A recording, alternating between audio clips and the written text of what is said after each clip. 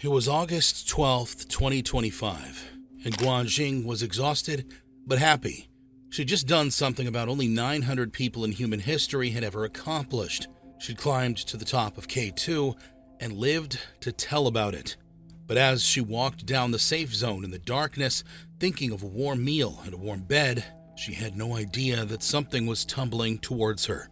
Something that would make climbing K2 in 2025 challenge everything experts thought they knew about mountain safety. And what happened next to Guan and another climber a month earlier in the exact same spot would be so shocking that professional expedition teams would literally pack up and abandon the mountain. Today, I'm covering 2025 K2 deaths that are nearly unbelievable. And by the end of this story, you'll see exactly why the safe climbing zones might not be safe anymore. Welcome to the extreme edge. Guan Jing wasn't some wealthy adventure tourist buying her way up the mountain. This 37-year-old woman from a small mountain village in China's Hunan province was basically a real-life superhero. She had started as a yoga instructor, but mountaineering had become her obsession. Her philosophy was simple: life should have no regrets. In spring 2024, she had climbed Mount Everest with Imagine Nepal, one of the most respected guiding companies in the world. But she didn't just climb it. When she reached the summit at 29,032 feet, she took off her gloves in negative 40-degree weather and performed a perfect headstand for 20 seconds. At the top of the world, where there's only 1/3 the oxygen your brain needs to function, this woman did a headstand, which is basically like doing gymnastics while suffocating. The video went absolutely viral across Chinese social media, and honestly, who wouldn't want to watch this tiny woman perfectly balanced upside down while wearing full mountaineering gear at the literal top of the world? But here's what makes her K2 attempt even more remarkable. K2 was only her second major 26,000-foot peak. She was still relatively new to this level of extreme mountaineering, so when she decided to attempt K2 in 2025, she was basically going from Everest, which is high but relatively straightforward, to what many consider the most technically difficult mountain on Earth. It's like going from successfully driving a race car on a straight highway to attempting the Monaco Grand Prix. Sure, both involve high speeds and danger, but one is infinitely more complex and deadlier than the other. Everest is about endurance and altitude. It's brutal, but it follows a predictable pattern. K2 is about technical climbing skill, perfect weather timing, and pure survival instinct, all rolled into one nightmare package. And somehow, she planned to make it work. And here's where Guan's story gets really incredible and really, really terrifying. Because K2 in 2025 wasn't just dangerous, it was apocalyptic. The Karakoram region had experienced something that climate scientists were calling unprecedented. The winter had been abnormally dry. Winter and early spring, the season when K2 usually builds its snowpack, barely delivered a thing. Then summer arrived with record-breaking heat waves. What this meant was that all the snow and ice that normally holds K2's rock faces together had melted away. Professional expedition leaders started describing the mountain as a shooting gallery, where loose rocks were constantly tumbling down the slopes. Areas that had been stable for decades were suddenly death traps. Tiny detour on this chaos train. If you'd like to be part of the extreme community, get early access to our videos and exclusive polls, come join us on Patreon. See you there. The conditions were so bad that something unprecedented happened. Professional teams started abandoning the mountain. Madison Mountaineering, one of the most respected guiding companies in the world, packed up and went home after reaching Camp 1. Mountain professionals did the same thing. Team after team made the same decision. K2 in 2025 was simply too dangerous to climb. But Guan's team, Imagine Nepal, led by the legendary Mingma Ji Sherpa, decided to stay. Now, you might be wondering why one of the most experienced Sherpa guides in the world would risk it when other professionals were running away. But the thing about Mingma Ji is that he's not just any guide. This guy has summited K2 multiple times and knows the mountain better than almost anyone alive. He'd been monitoring the conditions closely, and he knew that if they waited for the perfect weather window and moved fast, they could make it work. Plus, his team had been part of the rope-fixing effort, so they knew exactly what they were dealing with on every section of the route. It was a calculated gamble by one of the best in the business, and on August 11th, after weeks of waiting for the right weather window, they finally got their shot. Guan, with the rest of her team, started her summit push in the darkness, her headlamp cutting through the night as she climbed toward the top of the world's most dangerous mountain. And you know what? She absolutely crushed it. Her journey upwards was smooth, so smooth that around 3:32 p.m. Pakistan time on August 11th, Guan Jing stood on the summit of the Savage Mountain. She had done it. She had joined an exclusive club of fewer than 900 people in human history. It was and still is quite an achievement worth celebrating. But here's the thing about K2. Reaching the summit is only half the battle. Now, she had to get back down alive. The descent started exactly like it was supposed to. Guan and her teammates were tired, obviously. They'd been in what mountaineers call the death zone for over 20 hours, but they were moving steadily, clipped into the fixed ropes, following proper descent protocol. First, they had to get back down through the Bottleneck. Now, the Bottleneck is this narrow corridor of ice at 26,200 feet and only about 10 feet wide, with a massive ice cliff hanging directly above it. This ice cliff, called a serac, is basically the size of a city building that can collapse at any moment without any warning whatsoever. And it has collapsed before, in fact, multiple times.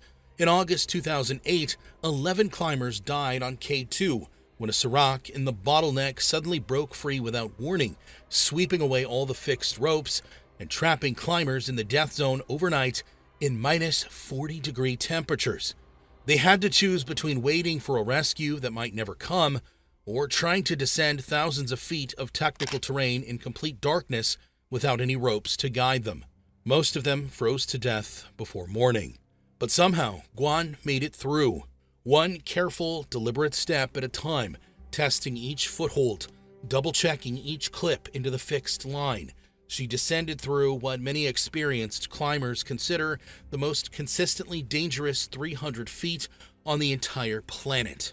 Next came the Black Pyramid, another 2,000 vertical feet of steep, technical rock climbing back down to around 24,000 feet. This section has claimed its own share of victims over the decades.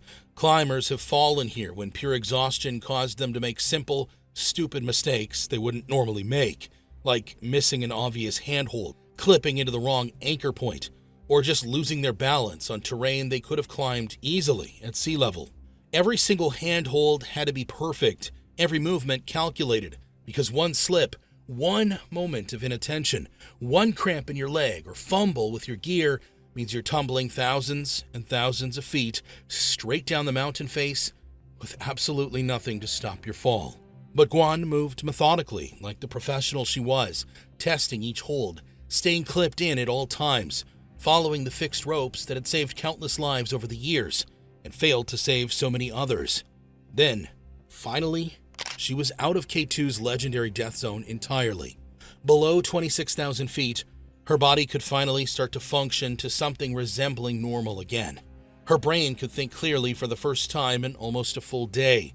Her muscles actually responded to what she was telling them to do, instead of just cramping up or going numb. By the time they reached Camp 1 at 19,900 feet, something truly incredible had happened. Guan had successfully descended the most dangerous, most technically challenging, most historically deadly sections of the world's most dangerous mountain.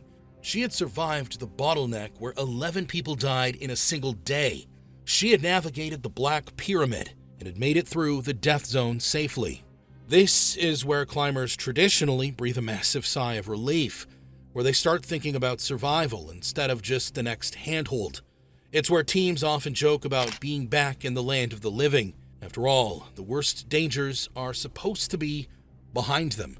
The hours ticked by at Camp 1, 7 p.m., 8 p.m., 9 p.m. Guan and her team rested, melted snow for water, maybe grabbed some food, the kind of normal, boring stuff that climbers do when they're not actively trying not to die. Around 10 p.m. Pakistan time on August 12th, they started the next leg of their descent, from Camp 1 down to Advanced Base Camp. And this is where something interesting happens in the psychology of mountain climbing. See, This section between Camp 1 and Advanced Base Camp is what most mountaineers call the safe zone. It's only about 3,000 feet of descent, dropping from 19,900 feet down to around 16,700 feet. For most people, 16,700 feet is still incredibly high, higher than any mountain in the lower 48 states. But for someone who's just spent the last day and a half above 26,000 feet, 16,700 feet feels like being back at sea level by comparison. This is the section where climbers finally, truly relax, where they unclip from some of the fixed ropes because the terrain isn't technical anymore, where they start pulling out their phones to call home and tell their families, "I made it," where they begin thinking about hot showers and real food and sleeping in an actual bed instead of just survival. The route here isn't particularly steep. There's no technical rock climbing, no narrow ridges, no hanging ice cliffs waiting to collapse. Compared to the dangers at other K2 sections, it's basically a hiking trail. But here's the problem. It's a hiking trail built on top of a geological disaster waiting to happen. See, Camp 1 on most other Himalaya mountains is considered the safest camp on the entire mountain. It's where climbers go to recover, to rest, to let their bodies readjust. On Everest, on Cho Oyu, on most of the big peaks, Camp 1 is where you breathe easy, but K2 doesn't follow the rules. The entire section from Camp 1 down to Advanced Base Camp sits on loose scree and unstable rock formations. There's no protective snow cover like on other mountains, no solid rock faces to deflect debris. It's just loose, crumbling stone that's easy to walk on, but sits on top of an incredibly unstable foundation. The 2025 conditions made this infinitely worse. With all that missing snow and ice that normally acts like glue, the whole mountainside had basically turned into a giant pile of loose rocks, just waiting for the right trigger to come tumbling down. So, as Guan walked down this familiar path in the darkness, her headlamp cutting through the night, she was probably feeling pretty good. She'd just accomplished something that fewer than 900 people in human history had ever done. She'd survived the Bottleneck, the Black Pyramid, the Death Zone. She was supposed to be in the safe zone now, just a few hours away from Advanced Base Camp, where there would be hot tea and warm tents, and the knowledge that she'd conquered the savage mountain. But as she walked down that path, something was happening high above her in the darkness that she couldn't see, couldn't hear, and couldn't prepare for, because somewhere high above Guan, maybe 2,000 feet up the mountain face, something had shifted. It started small, maybe just a tiny piece of ice that had been holding a larger rock in place, finally melted away from that day's heat. Maybe the rock face had expanded and contracted one too many times from the extreme temperature swings. Maybe it was just gravity finally winning a battle it had been fighting for months.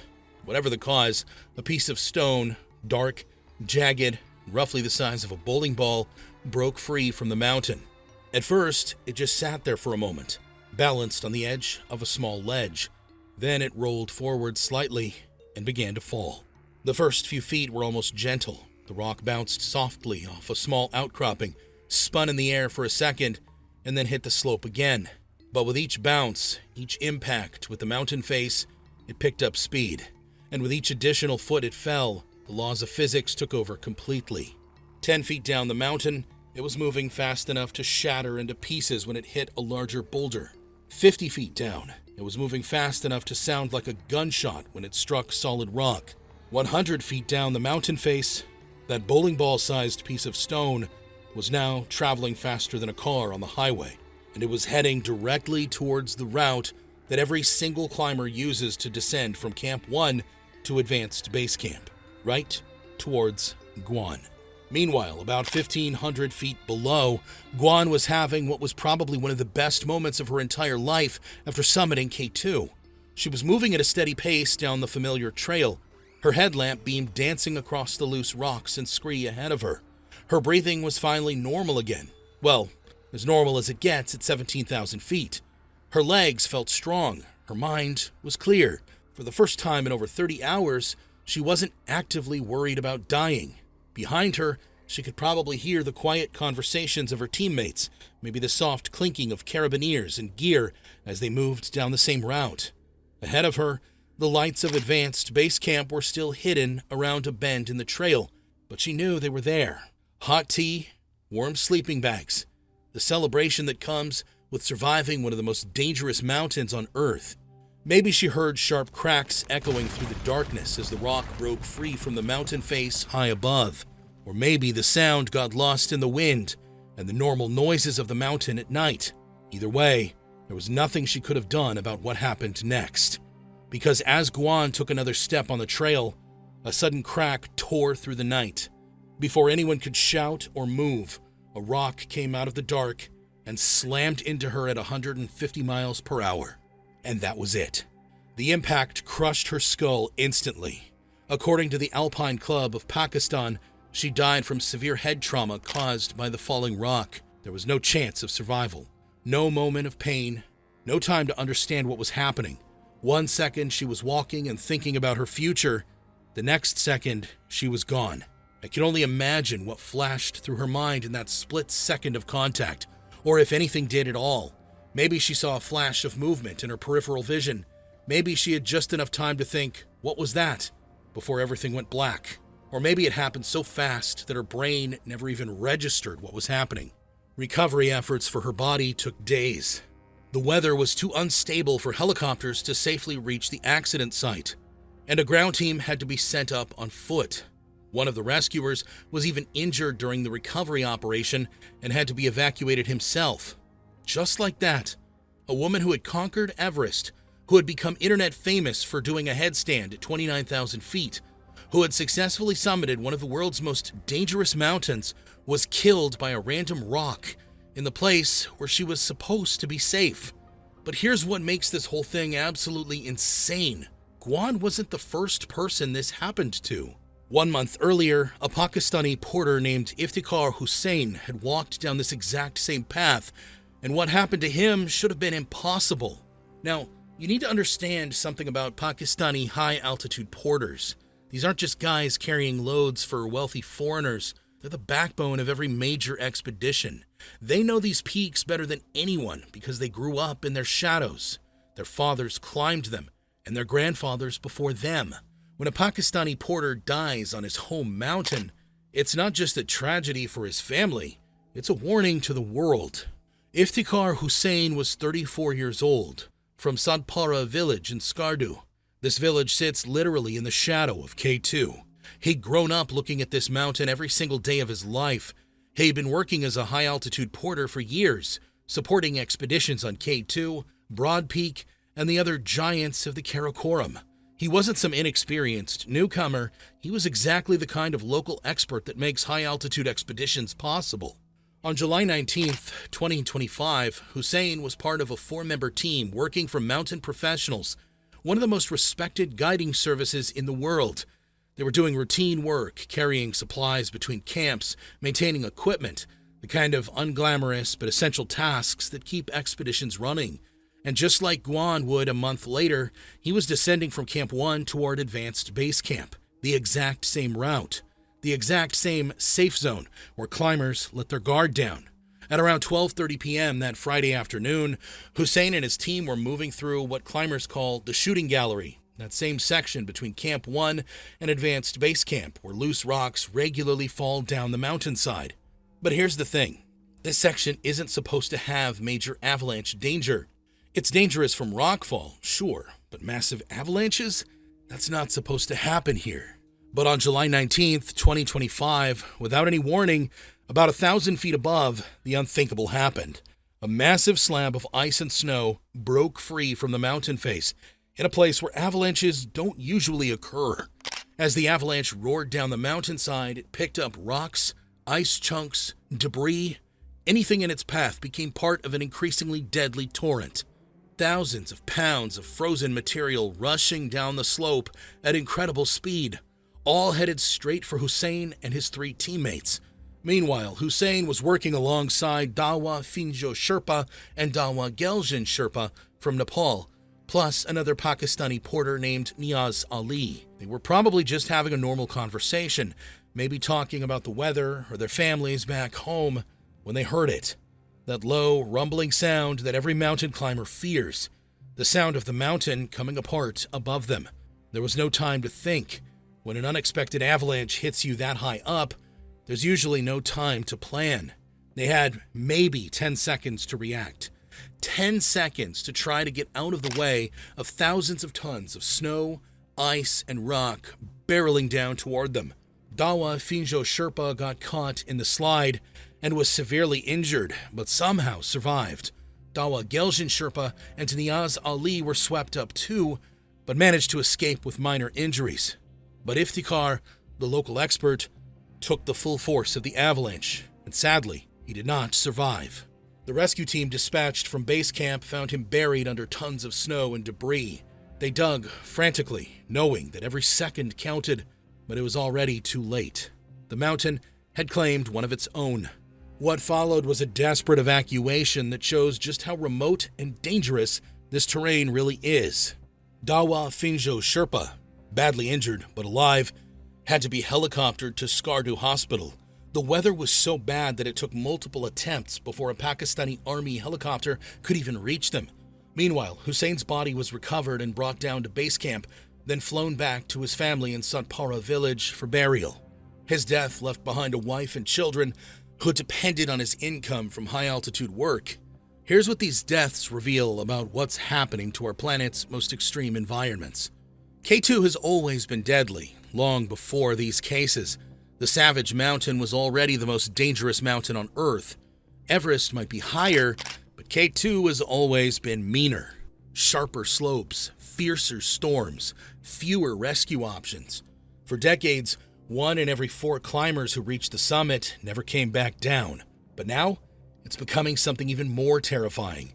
Because here's the thing, K2's deaths usually happened in predictable places. The Bottleneck, where ice cliffs collapse. The death zone above 26,000 feet, where your body shuts down. During storms or in technical climbing sections, where one wrong move kills you. What's happening now is completely different. Climate change isn't just melting glaciers and raising sea levels, it's turning the world's most predictable mountain dangers into something we've never seen before. Rising temperatures are literally pulling apart rock faces that have been solid for centuries. Weather patterns that mountaineers have used for route planning for decades are completely breaking down. The safe zones that climbers have relied on for generations are becoming death traps. And here's how you know something is seriously wrong. In 2025, only about 40 people summited K2. 40. Compare that to Everest, where over 600 people reach the summit every single year. Professional expedition teams that have invested tens of thousands of dollars and months of planning are literally walking away from the mountain because it's too dangerous to climb. And when people who make their living taking calculated risks on the world's most dangerous peaks start saying, nope, not this year, you know something fundamental has changed. Guan Jing believed life should have no regrets. She pushed herself to achieve incredible things, from mastering yoga to conquering the world's highest peaks. Iftikhar Hussein was supporting his family through his work as a high-altitude porter. He was doing what his father probably did, and his father before him, helping foreign climbers achieve their dreams while risking everything to support his community. And both passed away in a place where they should have been celebrating, not fighting for their lives. And this is why their deaths are so unbelievable. These weren't deaths from summit fever or poor judgment or taking stupid risks. These weren't deaths in the places where mountaineers expect to die. These were deaths that broke every rule about how mountains work.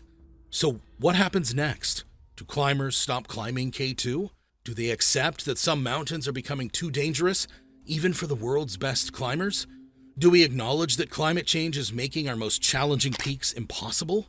What do you think? Thanks for watching, and I'll see you in the next one. Stay bold and live brave.